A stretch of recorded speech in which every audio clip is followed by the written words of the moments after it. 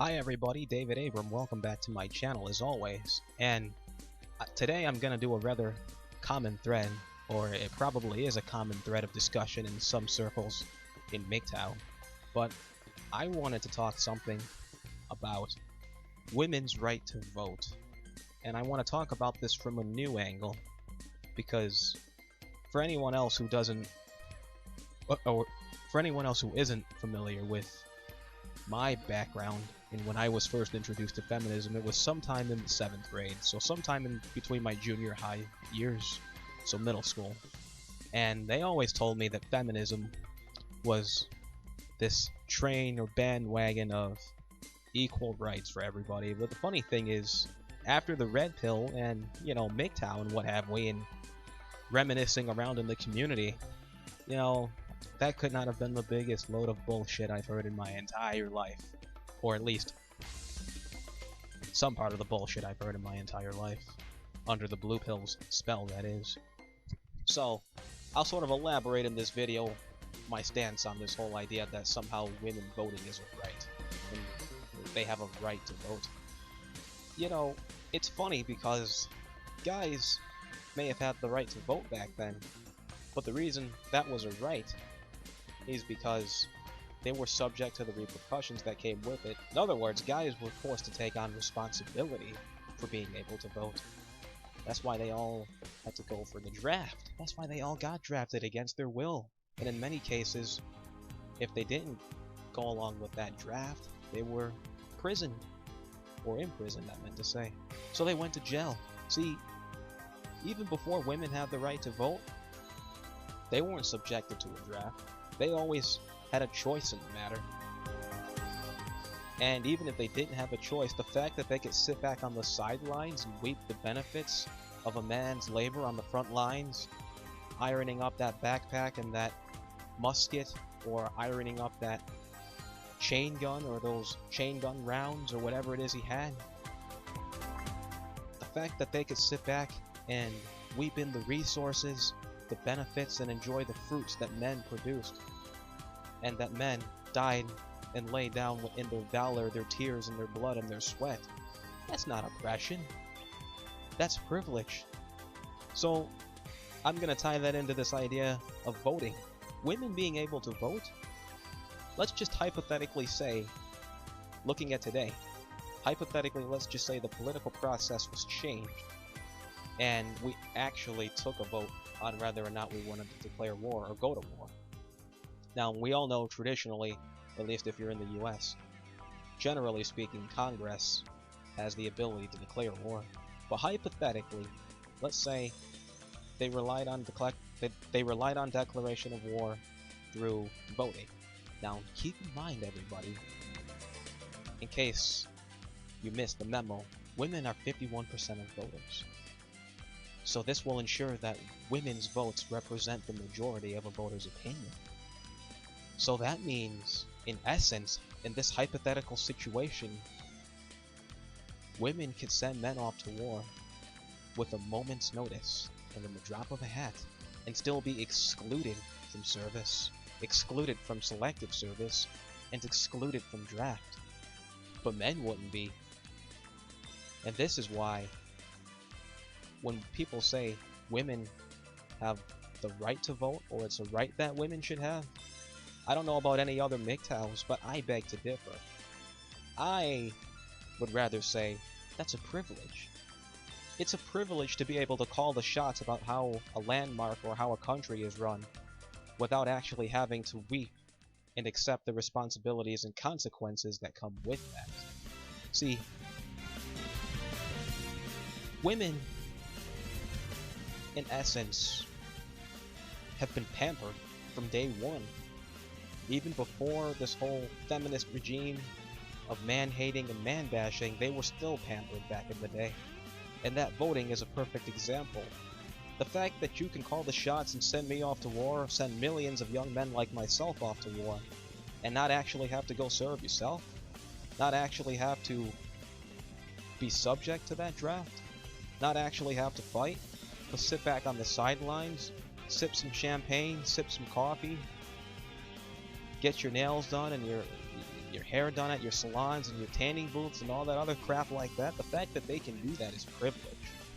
At least in my humble opinion as a MGTOW. That's not a right. So, in essence, I hold the perspective that women, they don't deserve to vote. They don't deserve to vote as long as they're subjected to a whole different set of standards that excludes them from all the consequences. So, men being able to vote, on the other hand, would definitely be a right, because they have to accept responsibility. They're obligated to accept the responsibility, because everybody recognizes in society that men are the fundamental building blocks of all civilizations and all societies. So, men have to take the responsibility. They almost don't even have a choice about it. See, even today, with women being able to vote and still not having to go for a draft, they've always had a choice. That's why I call it a privilege. And that's a very important distinguishing difference, I think, to make note of for any MGTOWs out there listening to this, or any younger MGTOWs out there, or even the veteran ones. They've had a choice. And they have a choice to this very day. Which is why I don't consider that a right, but I would rather consider it a privilege. Men don't have that choice, not even today. If a guy decided he wasn't gonna actually go along with a draft when they called out his name, he'd be imprisoned. He'd be incarcerated. There would be serious repercussions he'd face. Not to mention all the shaming he'd get, just like back in the Great War with women handing out the guys in England those feathers if they didn't go to war. So, not only would he be incarcerated and imprisoned, but he would also, on some level, be ostracized and shamed. And,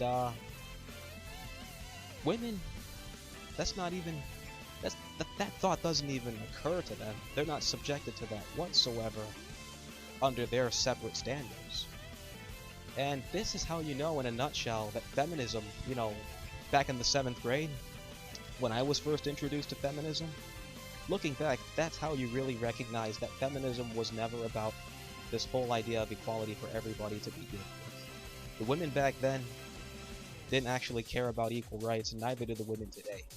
Because had they cared about equal rights, this whole idea that they could somehow have a say in how a landmark is run and not actually have to go and be subject to consequences that come with it, avoidance of female responsibility. Again, this is a characteristic of feminism, a characteristic with women, which is why I think, in a philosophical level, one could argue that all women are feminists. Because in a nutshell, if you look at the actions betrayed by feminism, even before the 21st century, going as far back as the late 19th century, with women's suffrage and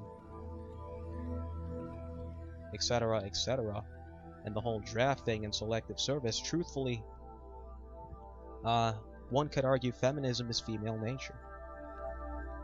Avoidance of accountability and avoidance of responsibility, and really inability to acknowledge reality on some fundamental level. Now, this is just a generalization again. History has shown there are women who have been very innovative. Florence Nightingale comes to mind. Rosalind Franklin with the discovery, or helped to contribute to the discovery, of the double helix. But generally speaking, feminism is in fact female nature. And I think me tying that in with the whole idea of them being able to vote relative to draft and selective service really fits the bill. So, to any new MGTOWs out there, or MGTOWs tuning into this, just know the big difference between men and women when it comes to these things. When men have the right to vote, that is a right to vote, because they have to take up responsibility and accountability for the actions that they proceed to do. Women, on the other hand, because of all the white knights, all the manginas, all the simps, pussy-whipped, and weak men, get to hide behind these white knights. Because the white knights are the enablers. They're the enablers, and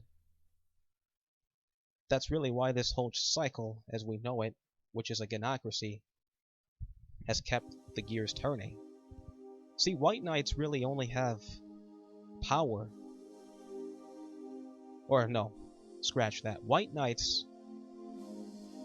their biggest strength is when they're in numbers. See, MGTOWs, on the other hand, have their strength with or without numbers, because we're all going our own way, and that's one of the biggest cores and values behind MGTOW. See, the White Knights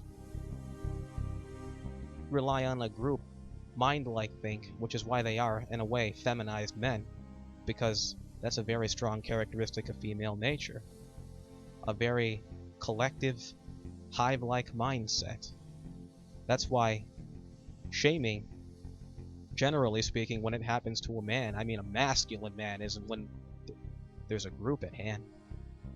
Rather it be a group of women or a group of white knights.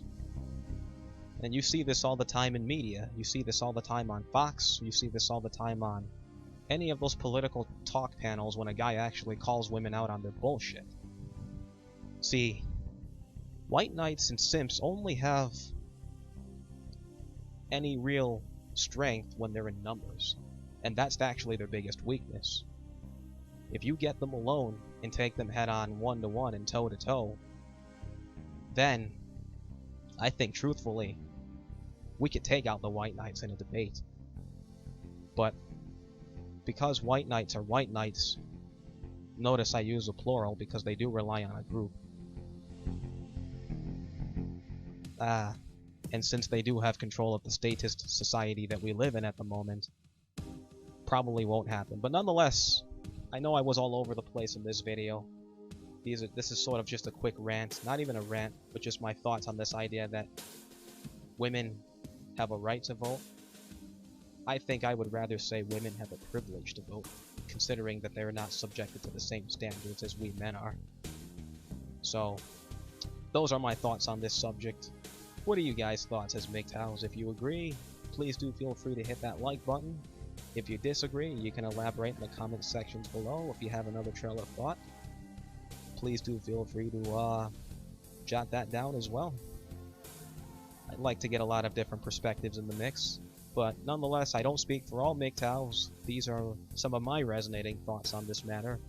And that's all I've got for now. Stay strong, gentlemen. Continue to go your own way. Continue to do your own thing. Manpower, red pill, and until the next time, thanks for watching.